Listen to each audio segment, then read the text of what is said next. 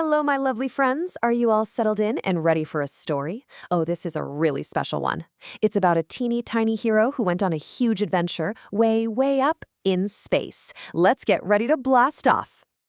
Imagine this. Far, far, far away, even higher than the highest clouds, where all the stars twinkle just for you, there's a special house floating in the sky. It's called a space station. And guess what?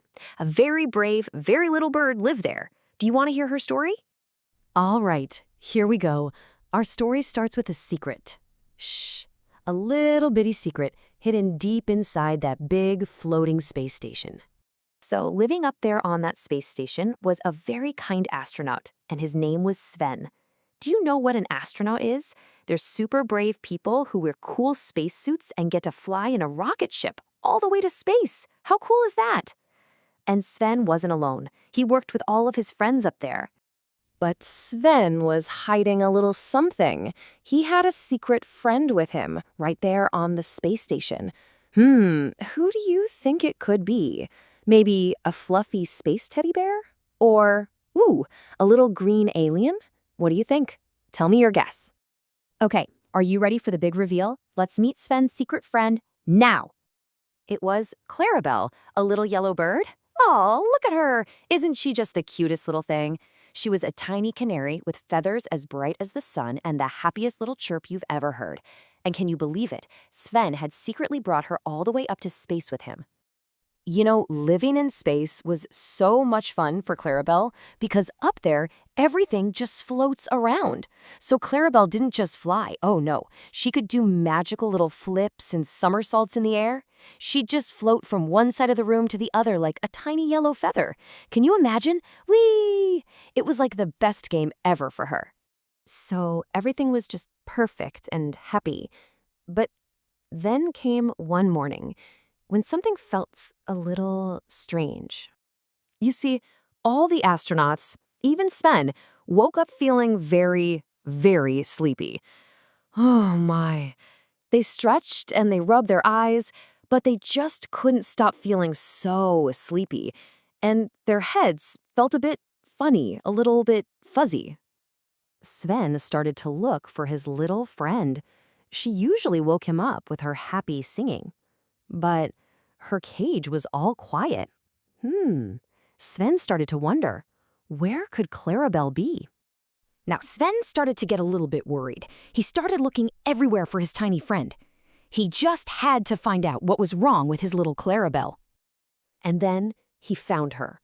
Oh no, poor little Clarabel. She was lying on the floor of her cage and she wasn't moving, not one bit. Her little eyes were closed tight. She had fainted.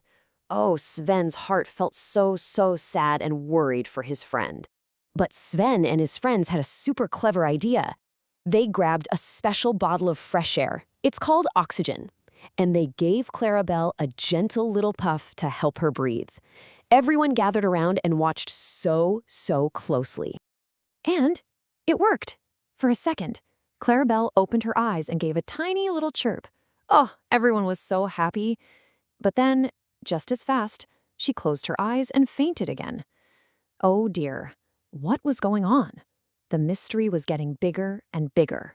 And right then, just as everyone was getting really worried, one of the astronauts remembered something super important about little birds like Clarabel. It was like, ding, a little light bulb turned on in his head.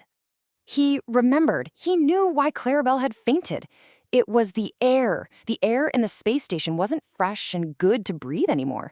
See, a long time ago, workers used to take canaries with them deep underground.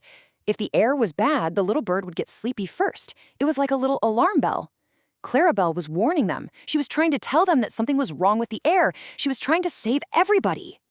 Quick, as fast as lightning, the astronauts rushed over to the big air machine. And there it was. The problem. It was broken. So they worked super fast to fix it and, poof! Soon, fresh, clean air was flowing all through the space station again. And it was all because Clarabel had warned them. And as soon as that fresh air came in, everyone started to feel so much better. And what about Clarabel? Well, she woke up and started singing her happiest song. Everyone gathered around her and cheered as loud as they could. Hooray for Clarabel, our little hero! And that is how the tiniest, sweetest, most secret little bird in the whole universe became the biggest hero in all of space. So this lovely story of Clarabel reminds us of something really, really important. It teaches us that even the smallest friends can be the biggest heroes. It doesn't matter how little you are, you can still do big, brave, important things. So what do you think? Can someone small be a big hero? Yes, they absolutely can.